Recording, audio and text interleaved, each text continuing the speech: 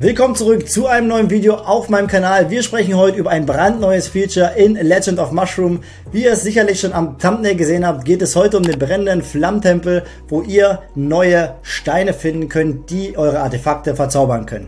Ihr habt richtig gehört, im Laufe des Spiels gibt es also tatsächlich die Möglichkeit, seine Artefakte zu verzaubern, mit Hilfe von Verzauberungssteinen. Und wo ihr das Ganze findet, seht ihr jetzt hier im Gameplay. Wir gehen nämlich einfach mal auf das Artefakt-Symbol und haben dann, wenn wir soweit sind mit unserem Account, unten einen neuen Reiter freigeschalten, der sich Artefaktverzauberung nennt.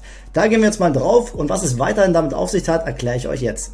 Um das Ganze ein bisschen einfacher für euch zu gestalten, switchen wir jetzt einfach mal rum auf ein paar vorbereitete Folien von mir, damit ihr das Ganze einfach viel besser versteht, denn das ganze Thema ist etwas komplexer, als ich selber eigentlich erst dachte.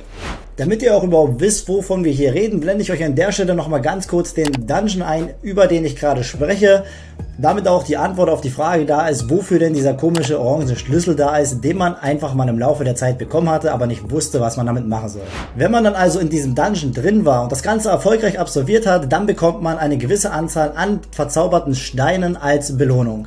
Hier ist die Rarität relativ unterschiedlich und man beginnt meistens mit der Rarität Blau. Das heißt, das sind die ersten Steine, die man im Spiel finden kann. Das Ganze könnt ihr dann in die leeren Slots einsetzen, die ihr unter Artefaktverzauberung findet. Das heißt, ihr habt insgesamt 6 freie Plätze, um dort eben diese Verzauberungssteine zu platzieren. Das Ganze bietet einen extremen Vorteil, denn nicht wie in vielen anderen Features von Legend of Mushroom habt ihr die Möglichkeit, eure Grundwerte oder euer passendes Attribut für eure Klasse zu leveln. Nein, ihr habt die Möglichkeit tatsächlich alles zu leveln, woran man überhaupt denken kann. Das Ganze ist echt vielfältig und am besten zeige ich euch mal, wovon ich rede. Denn ihr habt hier nämlich die Möglichkeit, zum einen euren Angriff zu verbessern, zum anderen eure HP zu verbessern. Außerdem könnt ihr die Schadensreduzierung für Fähigkeiten upgraden, ihr könnt die Schadensreduzierung für Kumpelschaden upgraden. Außerdem könnt ihr eure Verteidigung leveln, ihr könnt aber auch euren Kumpelschaden leveln.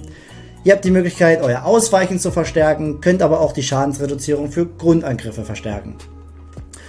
Außerdem habt ihr die Möglichkeit, euer Wegschlagen zu boosten. Das heißt, selbst wenn man Magier spielt oder Fallgott, wo man eigentlich gar nicht wegschlagen kann, ja, das ist der typische Knockback von dem Berserker, von seiner ultimativen Fähigkeit, bekannt auch von dem Pet Hase, der sowohl als auch der Berserker mit seiner ultimativen Fähigkeit eben Gegner zurückschlagen kann. Das heißt, ihr könnt hier einen relativ neuen Skill einfach erlernen für eure Klasse und habt die Möglichkeit, Gegner zu knockbacken. Außerdem ist das nicht alles. Ihr könnt noch zusätzlich das Betäuben upgraden. Ihr könnt aber auch ignoriertes Wegschlagen upgraden. Das heißt, zu allem, was ihr hier quasi einen Pluspunkt sammeln könnt und das gegen Gegner einsetzen könnt, könnt ihr euch gleichzeitig auch verteidigen, indem ihr quasi den Ignoriert-Wert skillt, um das Ganze eben zu ignorieren.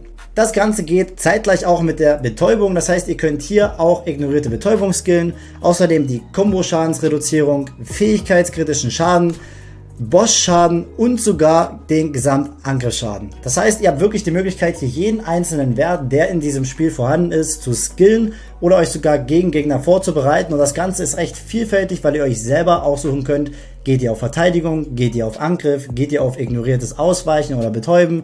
Es ist völlig egal. Das heißt, diese Möglichkeit, dieses Feature des Spiels bietet eine komplett neue Epoche des Spiels.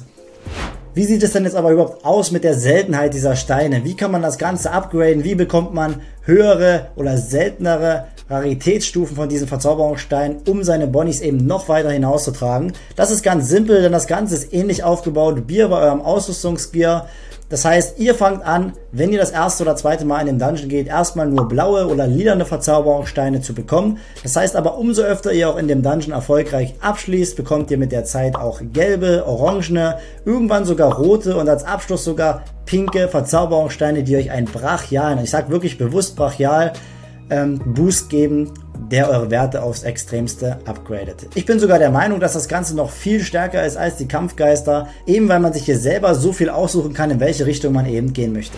Damit ihr euch das Ganze ein bisschen besser vorstellen könnt und ein besseres Bild davon habt, blende ich euch jetzt mal eine kleine Grafik ein. Derjenige, von dem diese Grafik ist, der ist bereits auf Stufe 20 in dem Dungeon. Das heißt, wenn ihr also ungefähr Stufe 15 oder 20 erreicht habt, habt ihr ähnliche Werte wie hier. Das heißt, ihr habt die Chance, 30% blau zu finden, 25% lila und so weiter. Das heißt, Es ist relativ ähnlich wie beim Gearset, habt ihr hier relativ selten die Chance, eine pinke oder rote Verzauberungsrune zu finden. Dennoch gibt es die Möglichkeit, die zu finden. An der Stelle wünsche ich euch auf jeden Fall viel Glück und drückt euch die Daumen, dass ihr relativ zeitnah eine der höchsten Verzauberungssteine findet. Aber die Raritätsstufen sind natürlich nicht alles. Ich sage nicht ohne Grund, dass ich persönlich finde, dass das Ganze sogar mächtiger ist als die Kampfgeister, denn auch die Verzauberungssteine kann man aufleveln. Wie das Ganze funktioniert, ist relativ easy. Ihr braucht einfach nur so viele Steine wie möglich sammeln, könnt euch euer sechsstelliges Set an Runen zusammenstellen und nutzt einfach eure übrigen Runen, die ihr eben nicht benutzt, zum Aufleveln eurer benutzten Runen. Das heißt, ihr wählt einfach alle aus, indem ihr auf Verzaubern geht und könnt hier nun upgraden von Level 1 bis Level 16 plus, wobei tatsächlich nur alle 4 Upgrade-Stufen wirklich von hoher Relevanz sind, denn mit jeder 4. Upgrade-Stufe bekommt ihr hier einen sekundären Stat dazu. Das heißt, wenn ihr zum Beispiel eine Rune Konterschaden Plus gibt, habt ihr die Möglichkeit, wenn ihr das Ganze auf Level 4 levelt, vielleicht als sekundären Stat Betäubung zu bekommen. Ja, das heißt, wenn ihr dann Stufe 8 erreicht habt, habt ihr die Möglichkeit, sogar einen dritten Stat zu bekommen, zum Beispiel Ausweichen. Wenn ihr das Ganze auf Stufe 12 habt, habt ihr noch Bossschaden dazu und so weiter. Wichtig ist hier aber zu sagen, dass das maximale Cap wirklich 4 Stats sind. Das heißt, auf jeder Rune können hier 4 Stats vorhanden sein. Man braucht also auch eine Menge Glück, um hier wirklich alle 6 Runen mit perfekten Stats zusammenzubekommen. Finde ich aber auch super so, denn sonst hätte jeder direkt zum Anfang direkt alles. So muss man ein bisschen suchen und hat endlich mal eine kleine Challenge in dem Game. Wie sieht es denn jetzt aber überhaupt aus, wenn ich jetzt blaue und lilane Runen am Anfang finde, die direkt auf Level 4 oder 6 level und dann irgendwann mal eine rote oder pinke Rune finde und lieber die benutzen will? Geht jetzt mein Fortschritt verloren, wenn ich die gelevelten Runen einfach Level oder zum Verstärken der anderen Runen nehme? Nein. Um direkt vorzubeugen gegen diese Frage kann ich euch versichern, dass wenn ihr jetzt schon aufgelevelte Runen nutzt, um andere Runen zu leveln, ist das Ganze im Gegenteil schlecht. Nein, wie ihr hier selber in der Grafik sehen könnt, ist es so, dass wenn ihr eine Level 1 orangene Rune auf die rote Rune levelt, lediglich 50 von 70 Erfahrungspunkte für die Rune selbst bekommt. Nutzen wir jetzt aber eine bereits gelevelte auf Level 4, dann steigen wir hier instant auf Level 3 bei der roten Rune und bekommen instant 250 Erfahrungspunkte. Das heißt, es ist genau wie bei den Kampfgeistern, euer Fortschritt geht nicht verloren und das finde ich super. Aber auch das Verzaubern ist hier nicht alles. Nein, es geht tatsächlich noch weiter mit einem dritten Feature, die diese Verzauberungsrunen mit sich bringen, denn das Ganze kann man auch noch kombinieren. Das heißt, man hat hier die Möglichkeit tatsächlich sogar zusammengehörende Sets zu sammeln, die dann nochmal einen sogenannten Set-Bonus geben. Ich habe als Beispiel jetzt hier mal 2 Runen genommen, die ich selber in meinem Besitz habe. Zum einen die magische Beherrschungsrune in Rot und zum anderen die magische Beherrschungsrune in Orange. Das heißt, man sieht hier schon an dem Icon auf der Rune selbst, okay, die beiden gehören zusammen, die haben das gleiche Icon und haben logischerweise demnach auch den gleichen Set-Effekt. Das heißt, hier ist es so, dass der Gesamtschaden durch den Grundeingriff um ganze 5% erhöht wird und wenn man quasi 2 Teile von solch einer Rune in dem 6-stelligen Runenset ausgerüstet hat, dann wird dieser Effekt aktiv. Das heißt, man hat sogar noch eine dritte Möglichkeit, nochmal einen zusätzlichen Effekt zu boosten und das Ganze weitet sich sogar so weit aus, dass wenn man 4 von einer Rune drin hat, könnt ihr selber hier lesen, hat man einen Gesamtschaden durch Grundeingriff um 10%, heißt man kann seinen zweistelligen Set-Effekt nochmal verdoppeln. Das heißt, das Spiel hat uns wieder mal einen richtigen Powerboost geschenkt und ein richtiges Upgrade, genauso wie es damals bei den Reittieren oder auch den Artefakten waren, haben wir jetzt die Möglichkeit hier wieder viel weiter im Spiel zu kommen, unsere Dungeons, die Kampfgeistbosse etc.